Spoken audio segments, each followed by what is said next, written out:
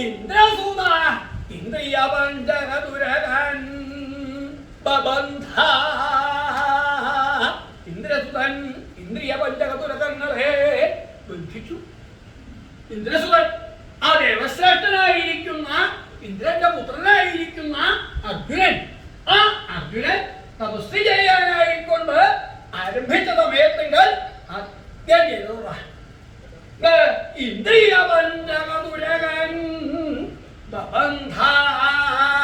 ഇന്ദ്രിയ പഞ്ചകതുരകങ്ങളെ ബന്ധിക്കുകയാണ്.